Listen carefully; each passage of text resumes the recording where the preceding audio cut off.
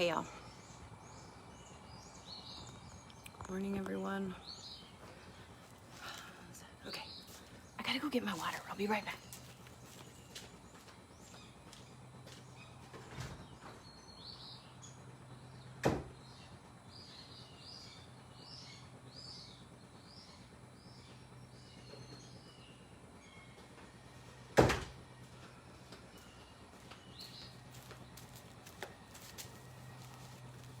Hello, who's on? Matthew's on. Tori's on. Can you guys hear me okay amidst the ambient noise here?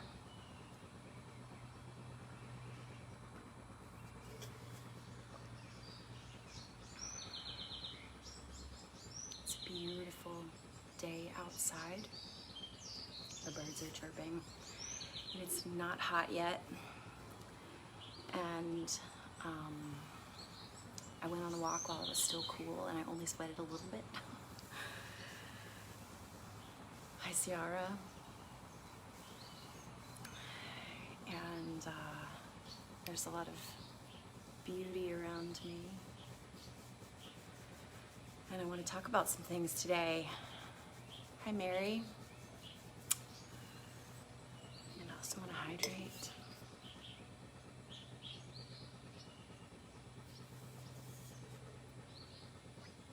I see y'all. We've got 3 or 4 on. It's Coffee with the Pastor. Apparently it's episode 56, if I got that right. I have been known to get the episode wrong. It is very nice out this morning. It is very nice out. I encourage you, if you can, if you live in Texas, get outside now rather than later. I'm also realizing as I sit here that my glasses are a bit dirty and I'm not seeing as well as I could. I want to talk to you today about something that I talk about very often. Good morning, Tiffany. I talk about this often, and hey Jana. I am a liturgist. That is part of what I do, both as work, as part of my ministry in this world, and as part of the work of peace and justice that I do, and as part of my art, and what I sort of perceive as my legacy in the world. So I'm a liturgist, and one thing that's true is that I have written more litanies on the topic of gratitude than anything else. And that is because gratitude is my religion.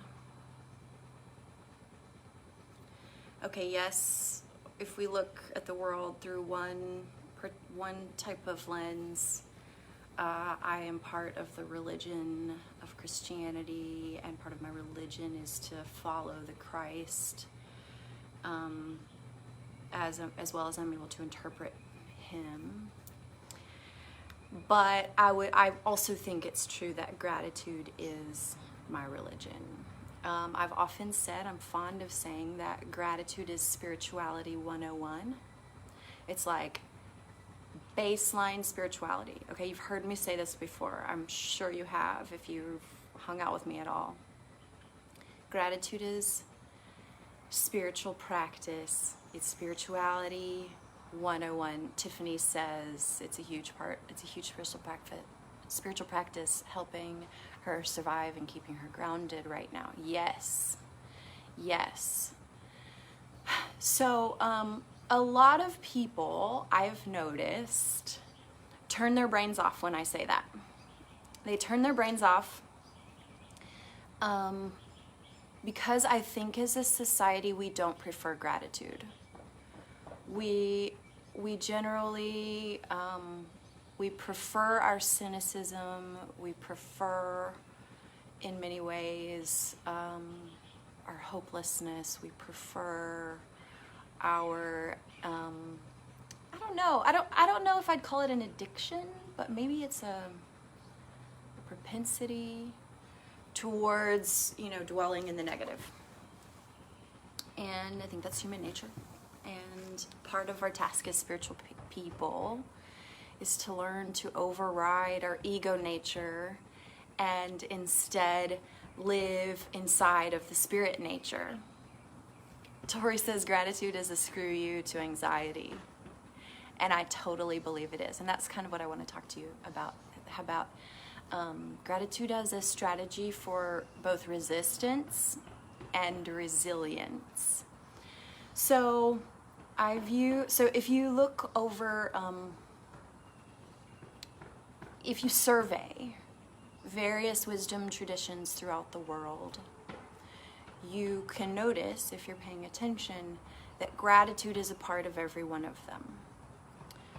The practice of gratitude can be found within and also as at a foundational level of pretty much every wisdom tradition that I've come across or studied in any depth, including my own wisdom tradition of which I am a part and which is my heritage to be a part of, which is Christianity. And more, I have come to believe in the power of gratitude as a strategy for resilience. So people tend to click their minds off when I say gratitude. They want to laugh me off, and they want to tell me, even if they don't say it in words, they say it in body language, like you're being naive. Gratitude doesn't make sense. And I think a lot of people get this mistaken idea that gratitude is a form of spiritual bypassing. And I want to say no to you about that. I want to say no. Gratitude is not, I am not speaking of gratitude as a form of spiritual bypassing.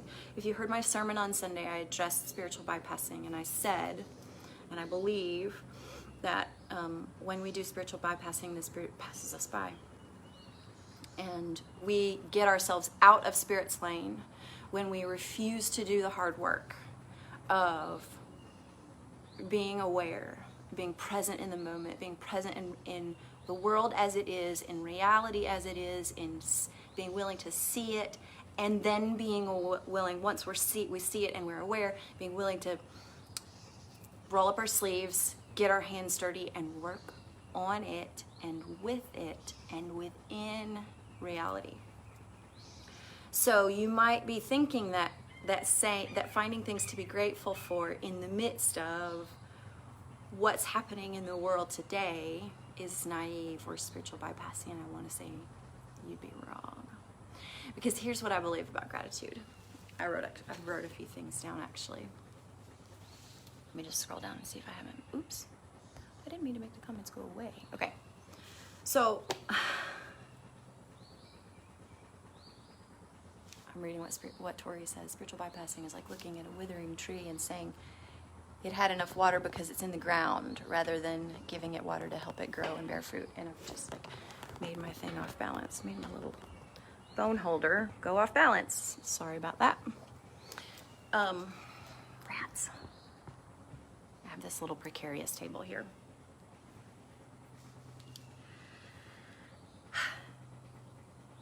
Gratitude enables me to engage with the world from the vantage point of love.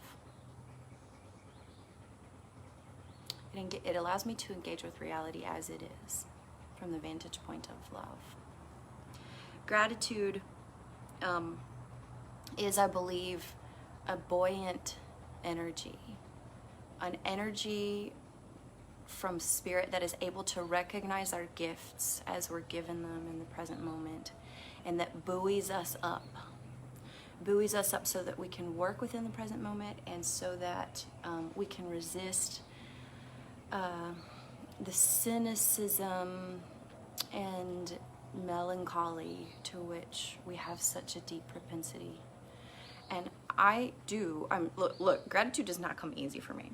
I am the person who is a natural-born cynic, a natural-born skeptic. I naturally tend towards melancholy, and I can very easily see all the sadness in the world and get overwhelmed by it.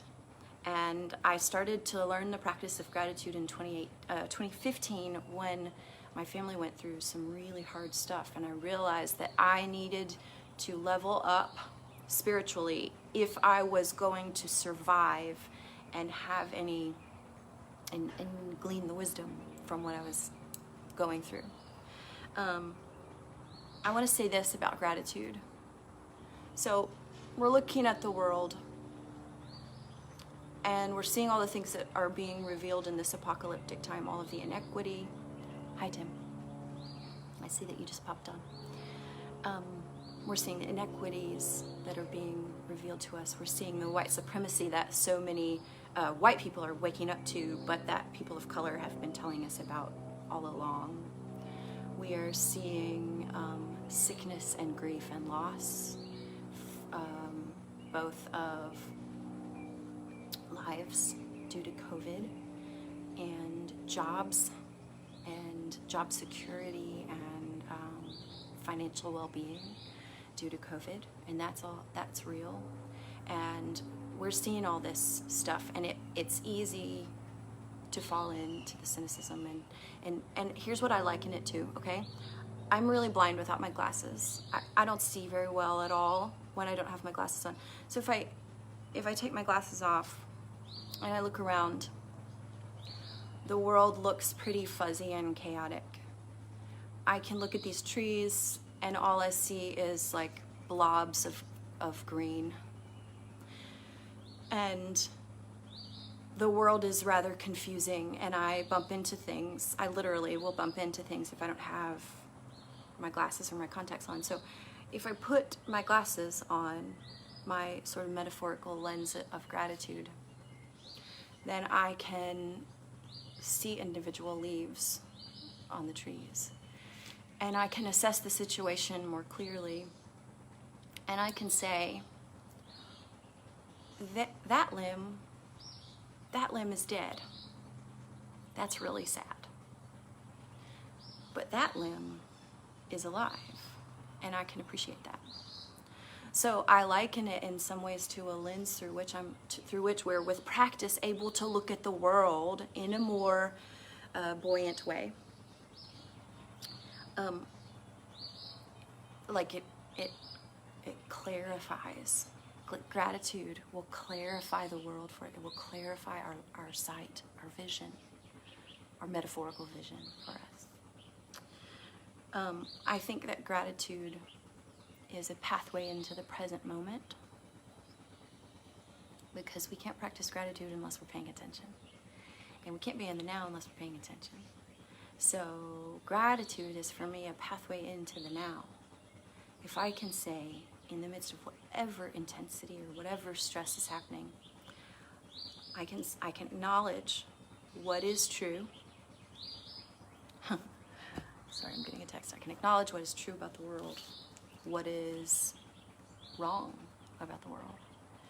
But then I can also clarify that and find things to be grateful for in the present moment, and attach myself to the present moment rather than worrying about the future. No, I cannot do that right now. Gratitude is also for me. Oh, I love being called Gran.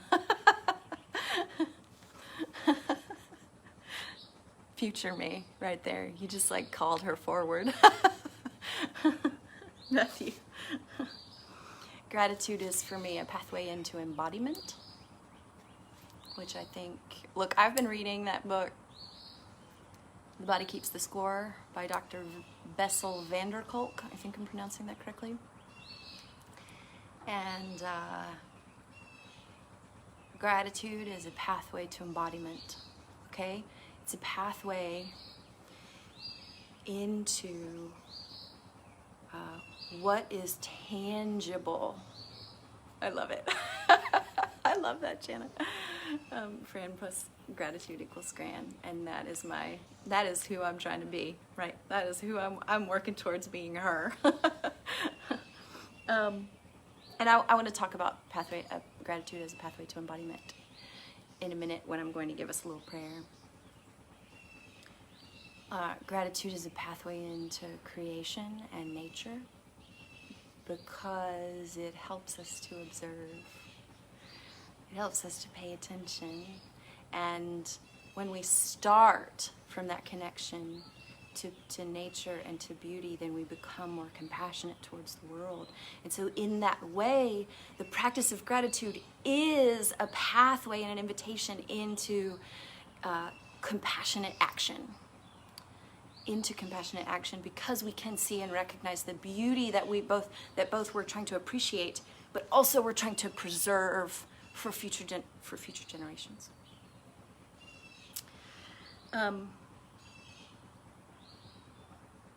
Here's another thing that gratitude does for me. It helps me resist my tendency and my propensity to want to own things. So it helps me appreciate what isn't mine, and helps me not have to own something to appreciate it.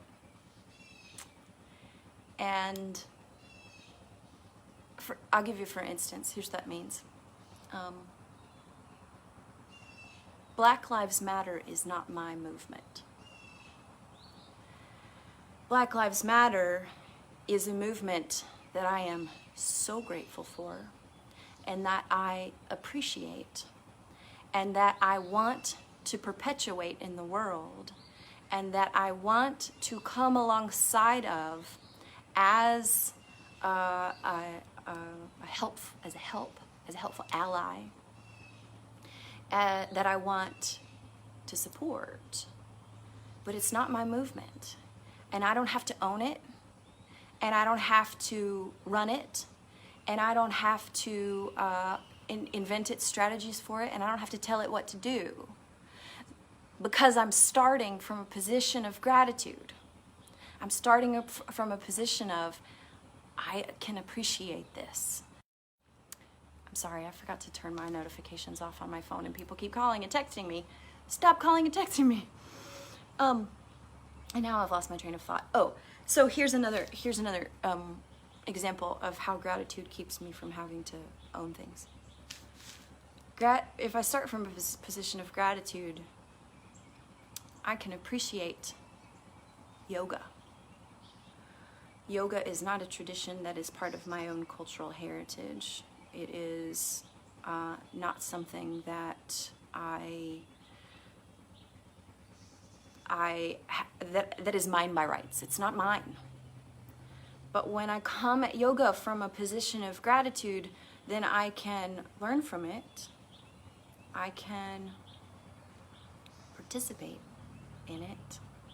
I can help to perpetuate the peace that it brings into the practice and the tradition of it brings into the world. Because it's not mine, and I don't have to own it, and therefore I can appreciate it. And therefore I can come at it with, like what Tori's saying right now, with humility. And so gratitude is just a pathway into all these other helpful things. It's a starting point.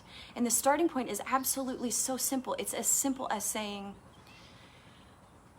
thank you for the air that I'm breathing right now. Thank you for the water in my cup here. Thank you for the coffee that I just drank. Thank you for the sunshine that was shining onto my skin as I was walking earlier. And it grounds me and brings me into the present moment. So I believe that gratitude is a strong strategy for resilience in these times.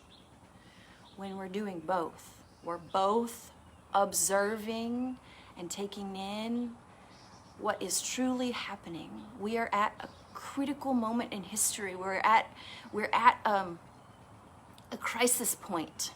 We are at a moment of awakening. We're at a moment of apocalypse. We're at a moment of revolution. We're at a moment of opportunity and possibility. And we can participate and be present, and a way to start doing that is by the practice of gratitude, even in the midst of all the feelings of intensity and stress And a lot of us are feeling, I heard someone say to me the other day, it feels like the world is imploding. And I can identify with that feeling. I can identify, and I can tell, I can validate that a lot of people are feeling that feeling. But I can also say, gosh, I'm so grateful for the awareness that is burgeoning right now. I'm so grateful for the ways that people are finally waking up to police brutality and the reforms that are needed, and the absolute breaking down and rebuilding that's needed. And I'm so grateful, even though the energy of it is so intense. And I can say these murders of these men, it's unconscionable. These black men and black women, and the ways that white supremacy is and has for 400 years harmed people of color in this country. But at the same time, I can observe the moment and have gratitude for every activist who preached the gospel to the moment, and every life who has pushed it forward to where it is, and every teacher who I've been able to learn from, and every influence that has come into this moment to make it what it is, at the same time as I can hold gratitude and I can hold immense lament and sadness at the same time. At the same time, they are polar opposites, and yet it is my calling. It is our calling into resiliency, to hold them in tension and to do them both at the same time. Yes, it's a paradox. And the paradox is always the place of immense spiritual wisdom. So I can have gratitude for everyone who's participated in the moment, in bringing this moment to where it is, and every ancestor and every teacher and every guide and every voice. So, I think that you should get up every morning and write some things on a piece of paper that you're grateful for. And I think it is a deeply important spiritual practice as we learn to cultivate the energy of appreciation in our hearts.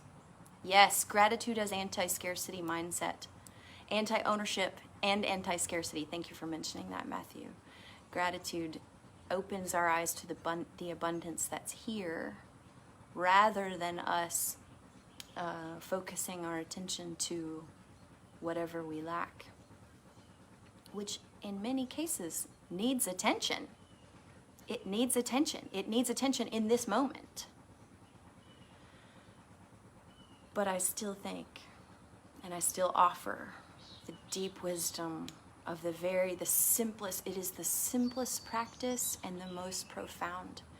Get up every morning and offer gratitude. Get up every morning and write a few things on a piece of paper. This is my journal where I write just about every morning things that I'm grateful for. And sometimes they're super simple, like the cup of coffee that I'm holding in my hand, and sometimes they are more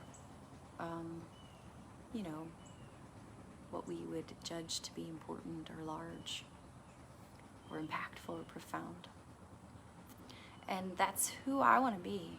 And all the people who I appreciate most in life, all the people who I look up to most, and all the people who I most want to emulate in this world, know gratitude and practice it and embody it and live it. So, it's not spiritual bypassing. It's spiritual entering in. It's not going around. It's spiritual going through. So I want to offer us to end, and I've talked too long, and I'm sorry, but you can hopefully hear the amount of the depth of my feeling, the depth of my look, I'm not certain about much. And in fact, uncertainty is part of my religion. But I'm certain that gratitude is a strategy for resilience. So I want to end us with this It's called a 3-step morning prayer, and it's written by a woman named Jose Habde, who was before her death. She was an indigenous elder in the Seneca Iroquois, and she was also before her death, she was a Texan, and she was also a Franciscan sister. So she had a lot of intersections in her life that I find interesting and was finding interesting when I was reading about her this morning. But I want to offer us this 3-step morning prayer written by Jose Habde. She says this. You're invited to close your eyes now if you want to.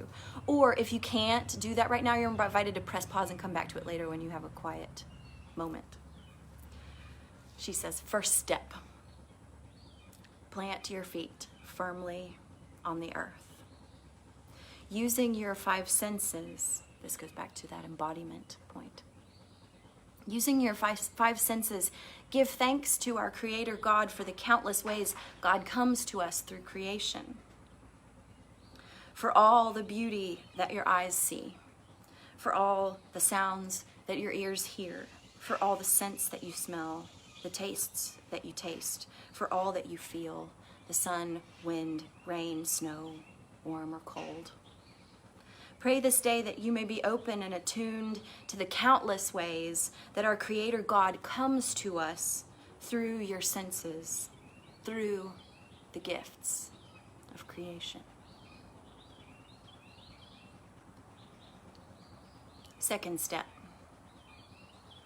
let go of all the pain, struggle, regret, failures, garbage of yesterday.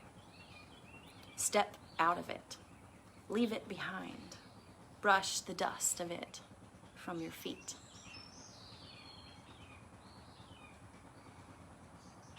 Third step.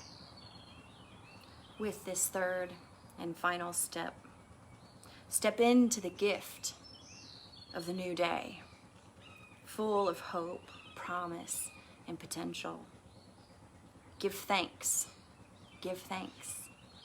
for the gift of this new day, which God has made. Amen. Amen and amen. See y'all later. Love ya.